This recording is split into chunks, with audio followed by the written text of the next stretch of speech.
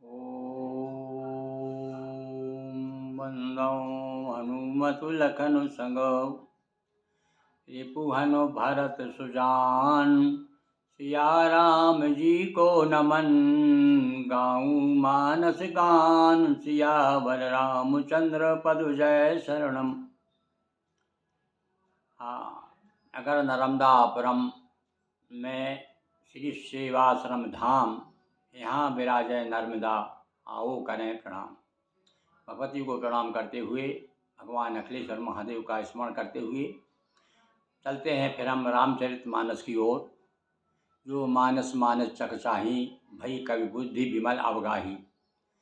अपनी बुद्धि को विमल करने के लिए, अपनी वाणी को पवित्र करने के लिए चलिए रामचरित्र की ओर चलते हैं।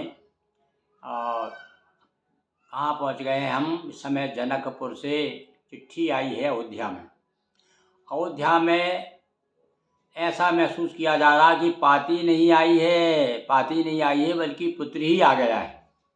सब बड़े प्रसन्न हैं, बार बार छाती से लगा रहे हैं चिट्ठी को। कई बहुत दिनों के बाद में समाचार, वो बिछड़े हुए राम का समाचार मिला था। बहुत दिन से तड़प रहे थे सब पुरवासी नगरवासी।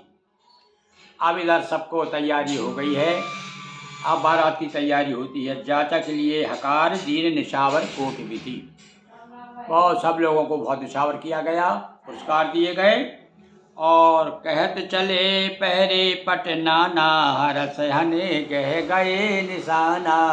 और भैया निशान क्या हो रहा है? निशानों का जोर से नगाड़ों पर चोट बजने लगी है, यानी शहनाई गूंजने लगी है।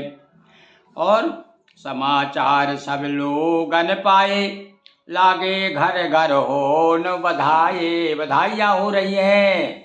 बधाई भैया दो समय होती हैं, एक तो जन्म के समय और एक विवाह के समय। हमारे जीवन में, मनुष्य के जीवन में 3 प्रसंग बड़े प्रमुख हैं। एक तो जन्मोत्सव, विवाह उत्सव, और उसके बाद में है ये भी मरोत्सव। मरण भी एक उत्सव है, पर कब है कि पूरा जीवन बड़े आनंद के साथ में सुखी जीवन व्यतीत किया जाए, धर्म के आचरण पर चलते हुए। तो देखा है आपने कि मरने के समय भी बाजे बजाते हुए ले जाते हैं, प्रसन्नता पूर्वक। हमें प्रसन्न हो रहा है, प्रसन्नता हो रही है कि इनकी गति अच्छी हुई, मति अच्छी, क्योंकि अच्छे मतिमान थे। तो भैया ये 3 प्रसंग तो 2 तो हमारे हो चुके हैं, अब तीसरा भगवान के ऊपर है कैसा निभाता है। पर यहाँ तो सब लोग जो है घर घर में बजाए बज रहे हैं। खूब बधाई बज रहे हैं। भुवन 4 10, 14 भुवनों में, भुवन 4 10, 10 और 4 14 भुवन हैं और 7 लोक हैं। सब में उत्साह हो रहा है। मतलब जहाँ जहाँ, मतलब पहले इतने बेतार के तार थे कि लोगों को पता चल जाता था भाई। इससे ही मालूम हुआ ना कि कैसे पता नहीं। आजकल तो पड़ोस में पता नहीं चलता कि क्या हो रहा भाई इनके घर में। पर उस समय देखिए राम के विवाह का शुभ समाचार सारे संसार में फैल गया। लागे घर घर हो न बधाई, भुवन 4 10 भरा उछाहू। क्या उछाह हुआ? बार बार क्या घोषणा हो रही? अरे भैया राम जी का विवाह, रघुवीर का विवाह जो है जनक लली से हो रहा है। सुन सुबह कथा लोग अनुरागे, मग कह गली सवारन लागे। अब गलियाँ सिंचने लगी, अपने अपने सड़कें जो सामने सफाई अफाई होने लगी। पूरी नगरी अब जो है, इधर तो दुल्हन को लेने जाएंगे ना, तो नगरी को दुल्हन की तरह सजाया जाएगा। भैया दुल्हन आएगी तो दुल्हन जैसा उसको भी लगे कि हाँ यार हमारी, मैं दुल्हन हूँ और मेरी नगरी भी जो ससुराल है दुल्हन हो गई है। तो दुल्हन जैसी सजाई जा रही है। कौन? किसको? अवधपुरी को। यद्यपि अवैध सदैव, यद्यपि अवध सदैव सुहावन। वैसे गोस्वामी जी कहते वैसे तो बस बड़े सुंदर, जब जाओ जब हम अवधपुरी में आपको आनंद आएगा, किंतु फिर भी रामपुरी मंगल में पावन।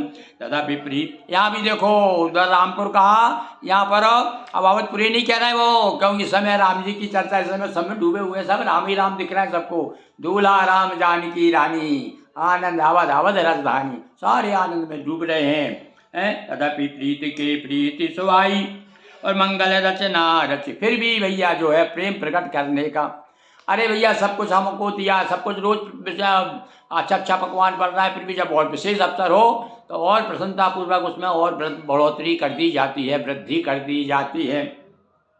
ध्वज पताक पट चामर चारू छाया परम विचित्र बाजारू। जाओ बाजार में निकलिए, जहाँ तहाँ झंडे लगे हुए हैं और निशान लगे हुए हैं, लोग जय जयकार कर रहे हैं। अरे भैया, अरे सुना, तुमने सुना राम जी का विवाह है, अरे अपने राजकुमार का विवाह हो रहा है, अपन लोग भी बारात में चलेंगे। चाहे कोई ना बुलाए पर अपने खोलो उत्साह, बड़े उमंग में लोग जो है कह रहे हैं। कनक कलश तोरण मणिना जाला हरद दूध दर्यक्षत माला। ये सारे जो है त्योहार पर जो पवित्र पवित्र शुद्ध पवित्र वस्तुएं हैं, मांगलिक वस्तुएं हैं, वो सब जो है इकट्ठी की जा रही है।